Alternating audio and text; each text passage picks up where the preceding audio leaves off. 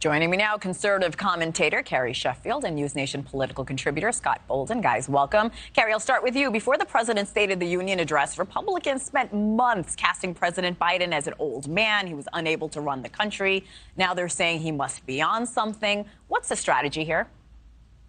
Well, it's not just Republicans who are concerned about this. There's been polling that shows a majority of the country. For example, there's polling from the Associated Press with the University of Chicago, not liberal or conservative organizations, showing that 60% of Americans say that Joe Biden does not have the mental acuity to be president. And so there's a lot of concern around this, again, not just with the Republican base.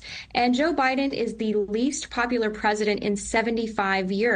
People are deeply concerned with how he's run the country. They see him shaking hands with fake people in the air. They see him not able to even turn in the most basic ways on the world stage at G7 without having to be guided as if he's a child. So there's a fact that, again, this is something that many people in the country are concerned about. This is the leader of the free world we're talking about. We need someone with strength and resolve in the White House. Now, Scott, former presidential physician and now Texas Congressman Ronny Jackson said he's going to demand President Biden be drug tested before the debate. Let's listen. I'm going to be demanding on behalf of many millions of concerned Americans right now that he submit to a drug test before and after this debate, specifically looking for performance-enhancing drugs. Scott, we know the president does not have to respond, but do you think he will?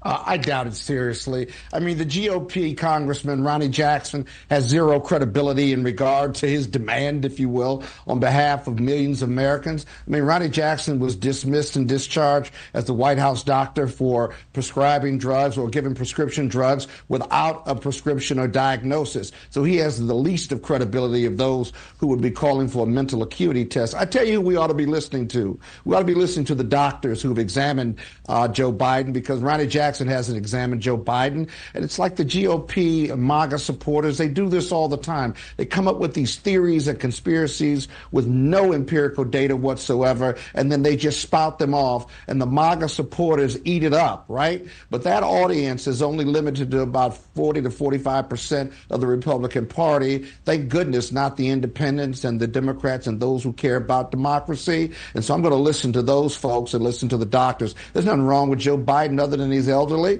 I could put you I could give you tapes of Donald Trump who sound like he is on meds or off meds or not exactly all there. And so this whole issue may be important. It is an important issue, but Joe Biden's got legislative accomplishments that push him forward as one of the best presidents in the history of this country. Let's see what happens with the debate, but more importantly, let's see what happens in November.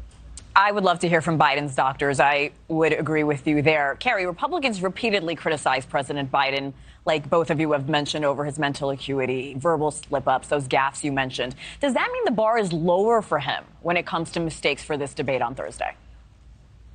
I think in some respects, I mean, that was even the conclusion of the federal investigation when they interviewed Joe Biden. They said, we're not going to prosecute you because we think the jury will think you're a sympathetic, nice old man, and so they won't take you seriously. I mean, that is, I think, the lowest of the low bars, where it's like there's a potential criminal activity here, but we're not going to prosecute you because you belong in a nursing home. I think that is a very low bar, and it's one that the American people deserve better. And when, in contrast, you look at how much vitality Donald Trump has. He's enormously energetic. The fact that he's speaking to tens or even hundreds of thousands of people on the trail and getting energy and revved up, that speaks to the enthusiasm gap that I think you're going to see, especially from the base. And that's part of why I think even among Black and Latino voters, you're seeing this upswell among Black men, for example, unthinkable numbers. And sure, the Republican Party still has a lot of work to do, but compared to, we're talking about a generational shift here, because people, they see Trump and they see that he's energetic and he can stand up against these dictators across the world. I mean, the fact that the Middle East is on fire, we need someone who's strong, not someone who's weak like Joe Biden. Scott Bolden, Carrie Sheffield, thank you both. Thank you.